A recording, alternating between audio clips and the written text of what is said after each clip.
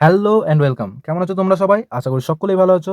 আজকের এই ভিডিওতে আমরা ক্লাস 7 এর সেকেন্ড চ্যাপ্টার বা দ্বিতীয় অধ্যায় অনুপাত, এই অনুপাত অধ্যায়ের কোষে দেখি ২.১ এর ১ থেকে ৬ পর্যন্ত এই ৬টা কোশ্চেনের সমাধান আমরা এই ভিডিওতে স্টেপ বাই স্টেপ ডিটেইলসে জেনে নেব। এবং পরের দিন আমরা ৭ থেকে ১২ পর্যন্ত বাকি অঙ্কগুলোর সমাধান আমরা করব। ঠিক আছে?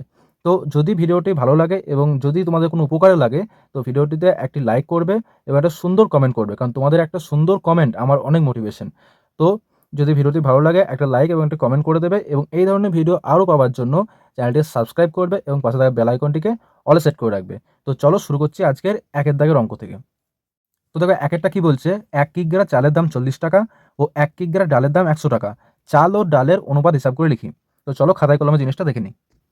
তো একের দাগের অঙ্কটা কি বলছে, ১ কিগ্রা চালের দাম বলা আছে কত, চালের দাম সমান হচ্ছে ৪০ টাকা, তাই তো। আর ১ কিগ্রা ডালের দাম কত বলা আছে, ডালের দাম সমান হচ্ছে বলা আছে ১০০ টাকা। এবার এখানে কি বের করতে বলেছে, চাল ও ডালের অনুপাত, তাই তো।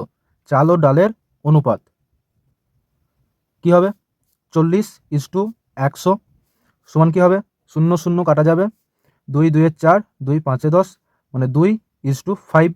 এটা হচ্ছে অ্যান্সার। তো চলো ২ এর অঙ্কটা দেখে নিই। ২ এর অঙ্কটা কি বলছে দেখে নিই, চলো। দেখো ২ এর দাগেরটা বলছে একটা ত্রিভুজ দেওয়া আছে যার বিএসি ৬০ ডিগ্রি, এসিবি এই কোণটা ৭০ ডিগ্রি, আর এবিসি মানে এই কোণটা হচ্ছে ৫০ ডিগ্রি। তো আমাদের বের করতে হবে বিএসি মানে এই কোণটা ইজ টু এবিসি মানে এই বি কোণটা ইজ টু এসিবি মানে এই সি কোণটা। এই তিনটি কোণের আমাদের অনুপাত বের করতে হবে। তো কীভাবে করব চলো দেখে নিই। তো ২ এর দাগে এই ছবিটাই আমাদের দেওয়া আছে, যেখানে আমাদের বের করতে বলেছে কোণ এবিসি। এবিসি বের করতে পারেনি, এখানে বলছে BAC B A C is to, তারপরে কি বলা আছে দেখো, এবিসি কোণ A B C is to, তারপরে কি বলা আছে এসিবি কোণ এ সি বি, এর অনুপাত আমাদের বের করতে বলেছে। তো এ কোণের মান কত, ৬০ ডিগ্রি। তো ৬০ ইজ টু এবিসি মানে বি কোণের মান কত, ৫০ ডিগ্রি, বেশ, ইজ টু এসিবি মানে সি কোণের মান কত, ৭০ ডিগ্রি।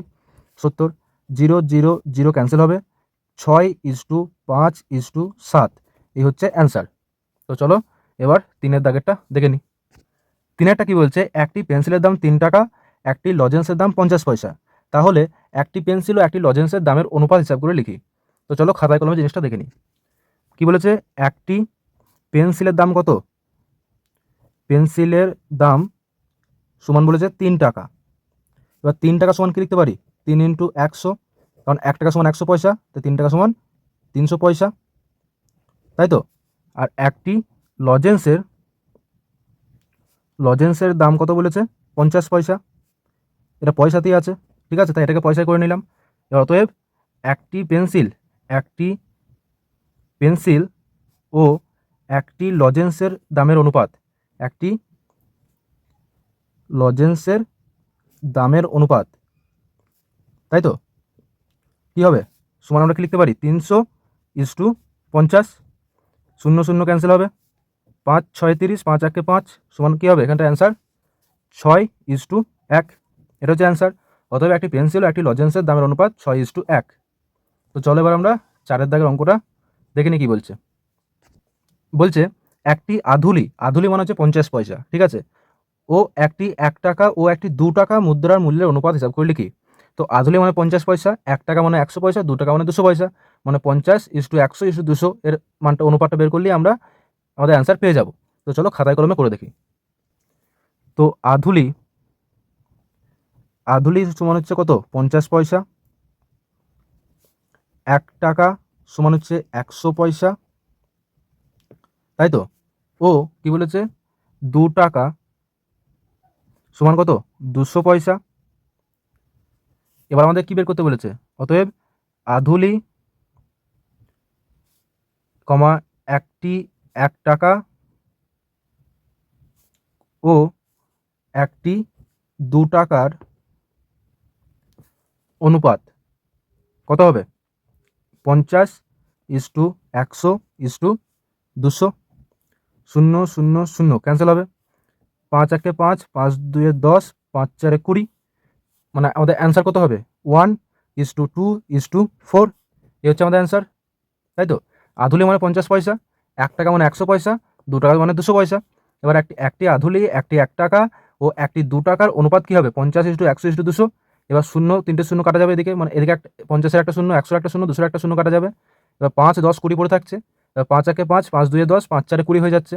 তাদের অনুপাত কত হবে? 1:2:4। এ হচ্ছে আমাদের অ্যান্সার। তো চলো আমরা 5-এর দাগের অঙ্কটা দেখে নিই। দেখো 5-এর অঙ্কটা কী বলছে? উমার বয়স বলেছে 12 বছর 6 মাস, রাতুলের বয়স 12 বছর 4 মাস, নূরজাহানের বয়স 12 বছর।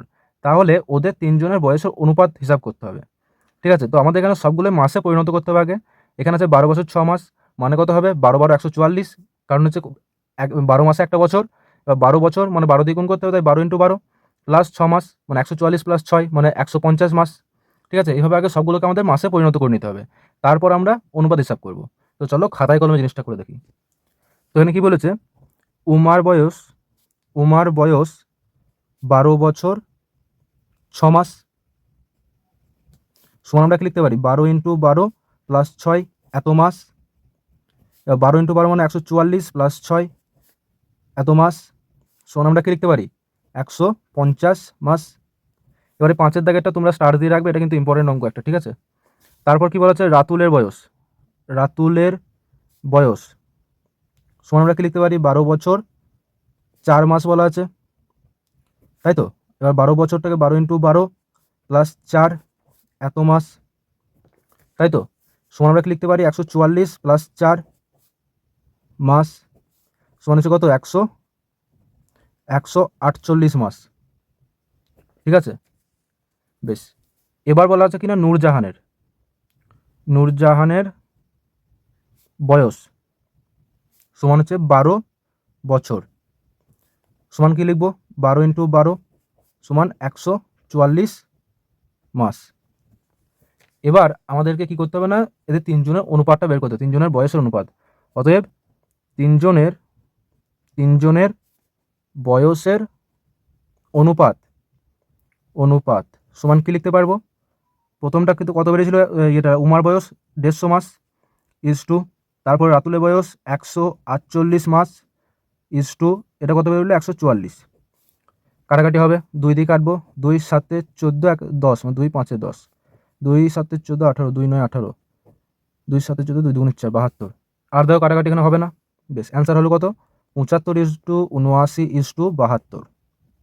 এই হচ্ছে অ্যান্সার।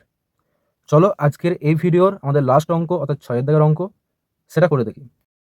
দেখো, যে কোনো কোষে দেখি যখন করাচ্ছি আমি, তখন আমি সেই কোষে দেখিকে দুটো পার্টে ভাগ করছি।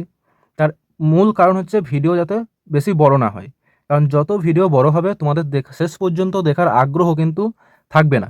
তাই ভিডিওকে যদি আমি দুটো পার্টে ভাগ করি, যেমন এখানে 12টা অঙ্ক আছে, তাই প্রথম ভিডিওতে 6টা অঙ্ক করলাম, পরের ভিডিওতে বাকি 6টা অঙ্ক করে দেবো। তো এই ক্ষেত্রে কিনা তোমাদের 6টা অঙ্ক দেখার মতো ক্ষমতা তোমাদের থাকবে। ঠিক আছে, মানুষের ধৈর্য বলে একটা জিনিস থাকে।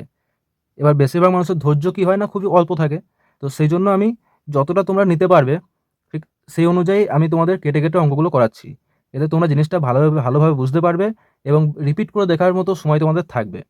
তো সেই জন্য আজকে এই 6 পর্যন্ত। তাই দেখি এবার 6-এর দাগ অর্থাৎ লাস্ট অঙ্ক আজকের এই ভিডিওর 6 নম্বরের অঙ্ক। সেই 6 নম্বর অঙ্কটা আমরা দেখে নিই কী বলছে।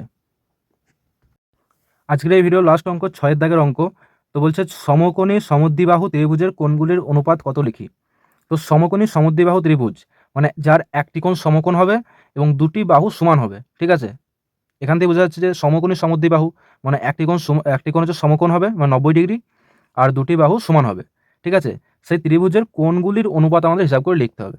তো চলো খাতায় কলমে জিনিসটা করে দেখি। দেখো, এখানে 6-এর দাগের অঙ্কটায় আমি একটা ত্রিভুজ এঁকে নিয়েছি, যার এই কোণটা হচ্ছে কত? 90 ডিগ্রি মানে সমকোণ, আর বিএ আর এসি এই বাহু দুটি সমান। ঠিক আছে, বিএ সমান হচ্ছে কি না এসি। এবার আমরা কি জানি ত্রিভুজের 3টি কোণের সমষ্টি কত? 180 ডিগ্রি। তাহলে একটি কোণ যদি সমকোণ বা 90 ডিগ্রি হয়, তাহলে বাকি কোণ দুটোর সমষ্টি কত হবে? 90 ডিগ্রি হবে, তাই তো? তাই এবার এই কোণ দুটি যেহেতু সমান, তাই এই কোণ দুটির সমষ্টি 90 ডিগ্রি। তাহলে একটি কোণ 45 ডিগ্রি, তাহলে অপর কোণটি কত হবে? 45 ডিগ্রি। তাহলে এখানে কোণ এবিসি সমান কোণ এসিবি, তাই তো? এসিবি সমান কত? 45 ডিগ্রি, কারণ প্রত্যেকটা কোণ 45 ডিগ্রি করে হচ্ছে। তাহলে এখান থেকে লিখতে পারি অতএব কোণ এবিসি কোণ এসিবি কোণ বিএসি সমান আমরা কি লিখতে পারি? বি কোণ 45 ডিগ্রি সি কোণ 45 ডিগ্রি। ইস টু এ কোণ 90 ডিগ্রি, মানে এখানে কত হবে 45 আগে 45, 45 আগে 45, 45 দুয়ে 90, মানে 1:1:2। ঠিক আছে, এটা তোমাদের অ্যান্সার হতে পারে। অথবা ধরো এটাও তোমাদের অ্যান্সার হতে পারে। অথবা আমি এখানে যেহেতু বি কোণ থেকে স্টার্ট করেছি, কেউ ধরো এ কোণটাকে আগে রাখলো, মানে কোণ B A C is to কোণ A B C is to কোণ এ সি বি, এই কোণটা এরমভাবে সাজালো, তাহলে তার ক্ষেত্রে অ্যান্সার কী হবে, এ কোণ মানে 90 ডিগ্রি। ঠিক আছে, ইস টু বি কোণ 45 ডিগ্রি ইস টু সি কোণ এটাও 45 ডিগ্রি। ঠিক আছে, তাহলে এই ক্ষেত্রে অ্যান্সার কত হবে 2:1:1। ঠিক আছে, আমার এই ক্ষেত্রে প্রথম ক্ষেত্রে অ্যান্সার কত ছিল 1:1:2, এটাও ঠিক। 2:1:1 এটাও ঠিক। বা কেউ ধরো এমনভাবে সাজালো যে প্রথমে এ বি সি কোণটাকে রাখলো, তারপরে বি এ সি এই কোণটাকে রাখলো, তারপরে এ সি বি এই কোণটাকে রাখলো, তাহলে তাদের অ্যান্সার কী আসবে, প্রথমে 45 degree is to 90 degree is to 45 degree. তাই তো, মানে এখানে সমাধান করলে কত আসছে 1:2:1। ঠিক আছে, এই অ্যান্সারটা আসছে। তাই তোমাদের যেটা অ্যান্সার আসবে তিনটেই ঠিক, তোমাদের সাজানোর উপর ডিপেন্ড করে তোমাদের অ্যান্সারটা আসবে। ঠিক আছে, তাই তিনটে কোনো সমষ্টি 1:1:2 হতে পারে, 2:1:1 হতে পারে লিখতে পারো, বা 1:2:1 এটাও ঠিক। ঠিক আছে, তোমাদের বইয়ে দেখবে তিনটে অ্যান্সারই কিন্তু দেওয়া আছে অথবা অথবা করে। তো ভিডিও আজকের মতো এতটুকুই, দেখা হচ্ছে অন্য কোনো একটা ভিডিওর সাথে। ততক্ষণ ভালো থেকো, সুস্থ থেকো এবং প্র্যাকটিস চালিয়ে যাও, কারণ প্র্যাকটিসই অঙ্কের সব কিছু। এবং যদি ভিডিওটি ভালো লাগে তাহলে একটা লাইক করবে এবং একটা সুন্দর কমেন্ট করে যাবে, কারণ তোমাদের একটা কমেন্ট আমার অনেক মোটিভেশন। তো চলো ভিডিওটা এখানে শেষ করছি।